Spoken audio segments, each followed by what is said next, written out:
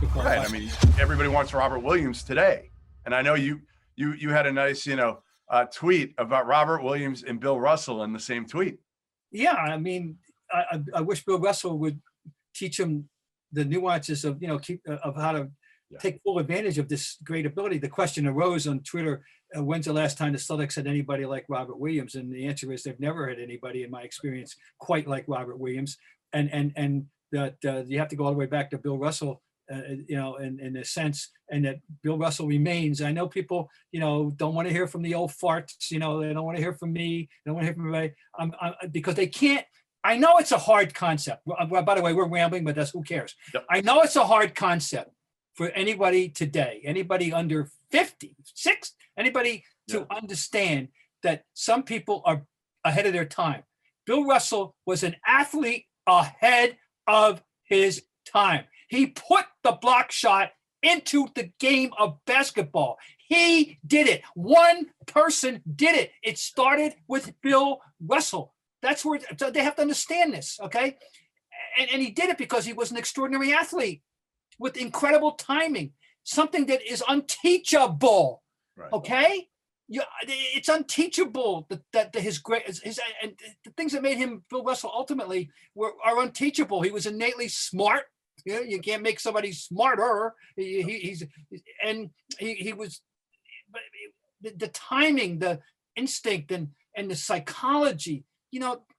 Anyway, he was the master of the block shot, unlike anyone that's ever lived. And I'm sorry. So then, if he could impart some of that wisdom into the most extraordinary physical being at that position the Celtics have ever had to do this, namely Robert Williams.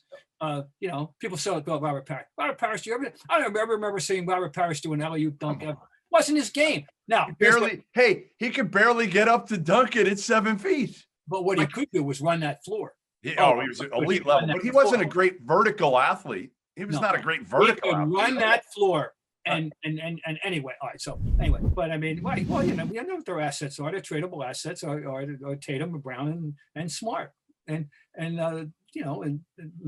there's nothing else though. I mean, honestly, like people are like, well, Robert Williams. Yeah, I mean, like maybe you could trade him, but is it worth it? Might be infatuated with him, and and want to. What would you get for him? But I'm just fascinated having a guy like that on this team for the first time in our memory. I want to develop this guy, but I think he can make Kemba's job easier too, because Kemba can now throw some lobs to Robert Williams. Yeah, he's in the game. If you kind of get he's not a guy you're going to throw the ball down to on the post probably ever, but in this new age of kind of a rolling big man, he's perfect. Like, who's better than Robert Williams?